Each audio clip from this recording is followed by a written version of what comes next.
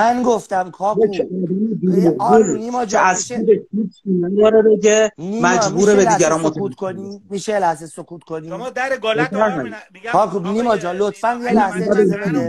نیما جان یه لحظه اجازه بده. نیما اجازه بده. داره ما رو نیما اجازه میدی من بگم؟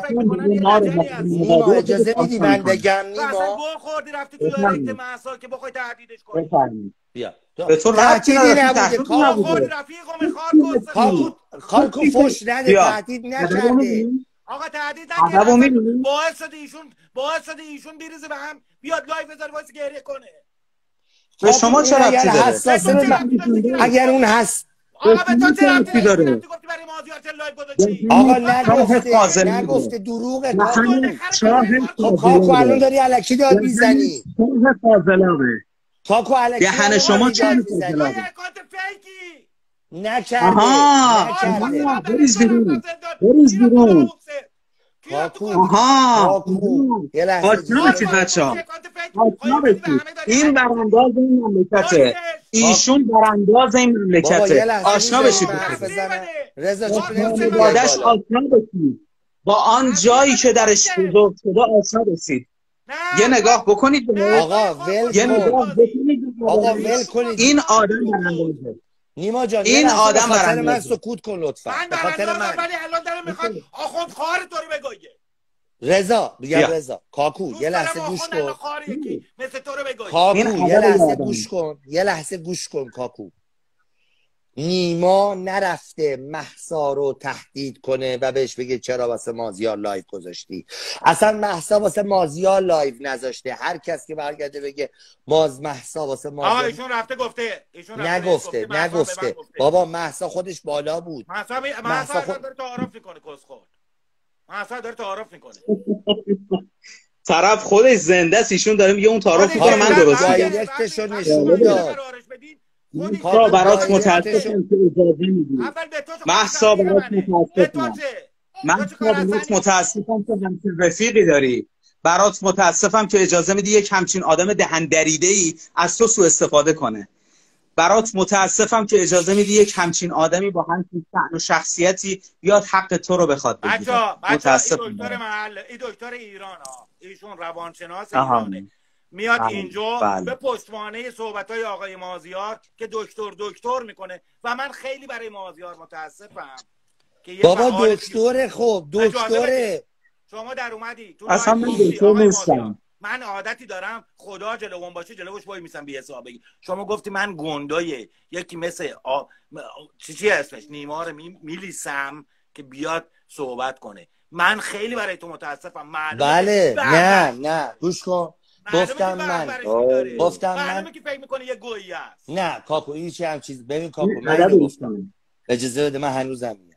تو گفتم دکتر بودی که همون لحظه نیومدی بالا بودی. همون لحظه به مازیار نگفتی آقای مازیار خواهشاً از این صحبت‌ها نکن. من عددی نیستم. چرا این صحبت می‌کنی؟ تو دکتری. بابا کدوم آقا بی بلند شو برو به شاگرد شوفر واحد اشغال جمع کن بگو من گندات میریزم چون اشغالا جمع کنی. میگه آقا خجالت بکش این صحبتو نکن.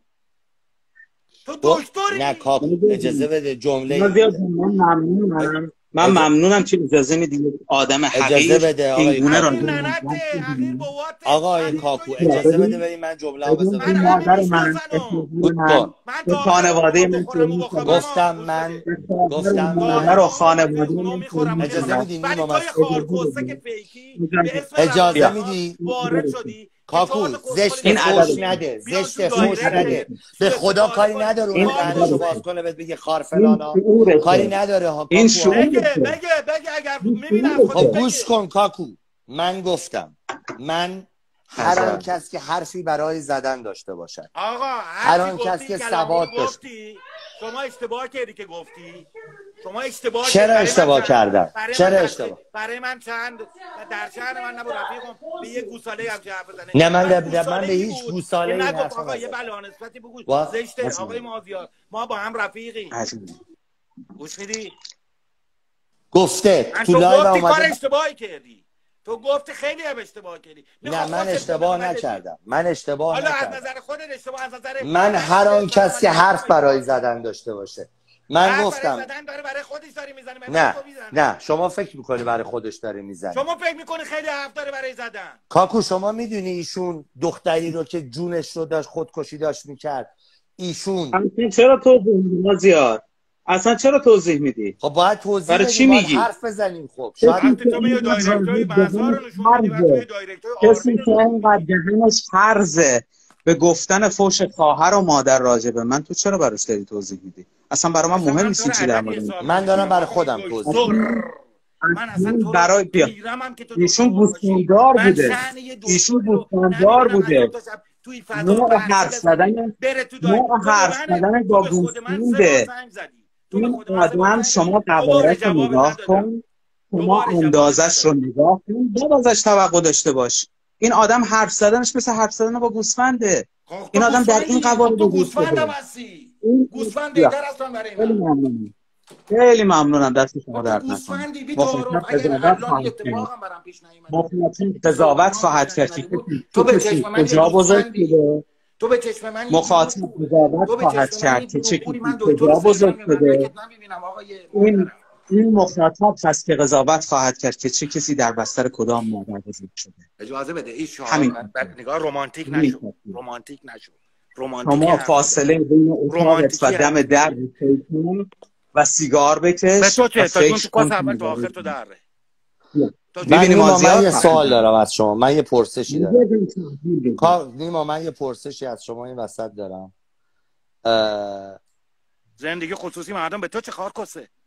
اجازه بدید ببینی؟ یه چیزی بذار من بگم. بذار من یه چیزی بگم. کار کسه به تو چه که من